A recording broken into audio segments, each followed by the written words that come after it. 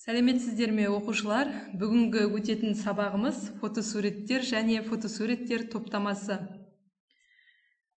Бұл сабақта біз фотосуреттерді өңдейтін программаны қолдануды үйренеміз және өңдеген фотосуреттерді біріктіру арқылы коллаж жасауды білетін боламыз.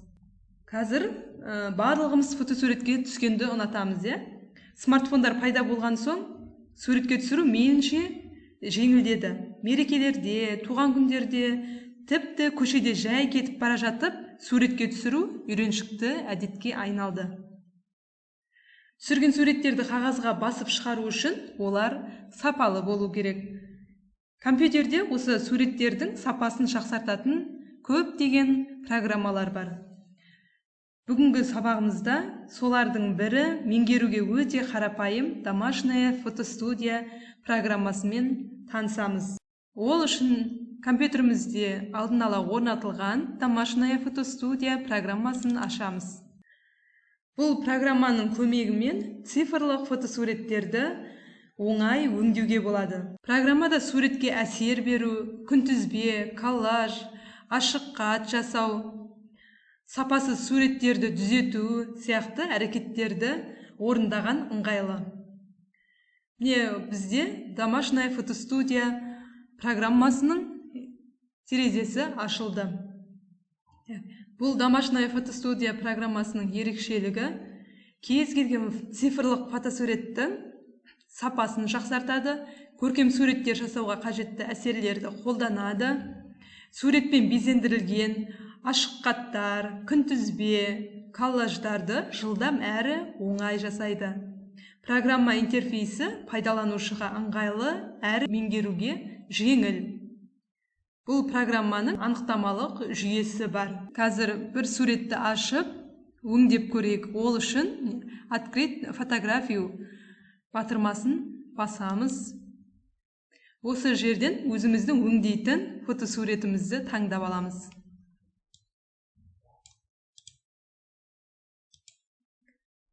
Осы кезде бізге домашняя фотостудия интерфейсі ашылады. Бұл жерде міне жоғарғы жақта меню қатары орналасқан, құралдар орналасқан. Сол жағымызда фотосуреттерді өңдеуге арналған құралдар орналасқан. Оң жағымызда осы біздің суретке жасаған өзгертулеріміздің тарихы осы жерден шығып тұрады.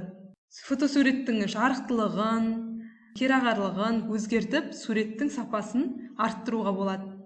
Ол үшін мына жерден изображение, яғни кескін менюне кіреміз, яркость и контраст деген командаларды таңдаймыз.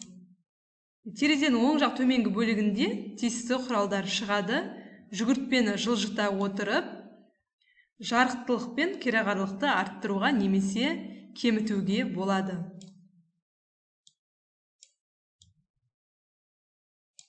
Өздеріңізге ұнаған кейіпте суреттің сапасы жақсарғанша өзгерістерді енгізе бересіздер. Өзгеріс енгізіп болғаннан кейін окей батырмасын басамыз. Суретке енгізген өзгерістеріміздің тарихы оң жағымызда шығып тұрады. Бұдан басқа өңдеу үшін суреттерді көптеген командалар бар. Түстік балансын өзгертуге болады, суреттің өлшемін өзгертуге болады, суреттерді бұруға болады, мәтін енгізуге болады.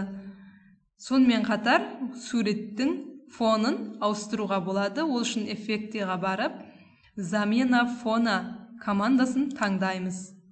Терезе ашылады. Өзімізге керек суретті қиып аламыз шетінен бастап.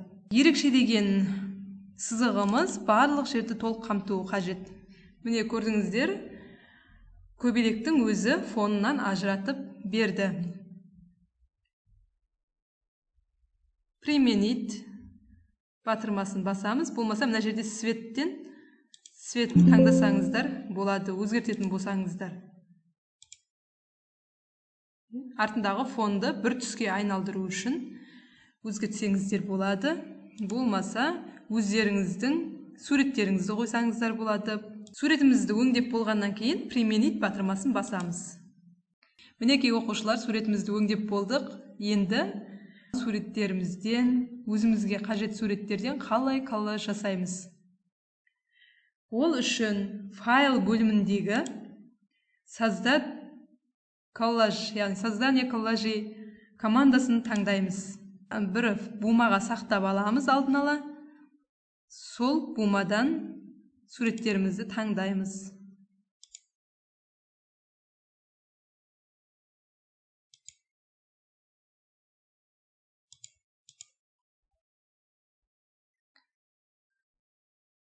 Фон керек болса, мына жерден алдын ала фон таңдап алуларыңызға болады.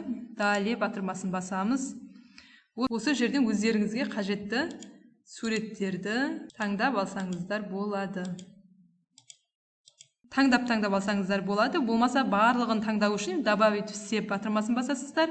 Тек қана қажет суреттер болса, таңдап алынған, онда добавить выделение батырмасын басамыз. Таңдаған суреттеріміз арқылы бізге коллаж дайындап берді. Енді осы коллажымыз толық аяқталу үшін шеттеріне жиектеме қоюға болады. Ол үшін терезенің оң жағында орналасқан сценарий қатарынан рамка с отражением, болмаса рамка по паспорту дегенді таңдасаңыздар болады.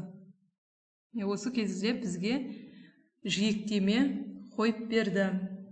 Енді осы дайын коллажымызды сақтау үшін файл, быстрый экспорт, яғни жедел жылдам экспорттау батырмасы арқылы өзіміз қалаған кеңейтілімде сақтап алуымызға болады. Мысалға, TIFF кеңейтіліммен сақтасақ, сапасы жоғары, көлемі үлкен сурет ала аламыз. Мына жер имя файлға суретіміздің атын береміз.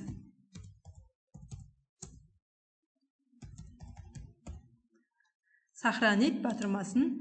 Бүгінгі сабағымызда суреттерді өңдеуді, бірнеше суреттерді біріктіру арқылы коллаж жасауды үйрендік. Сіздерге түсінікті болды деген ойдамын.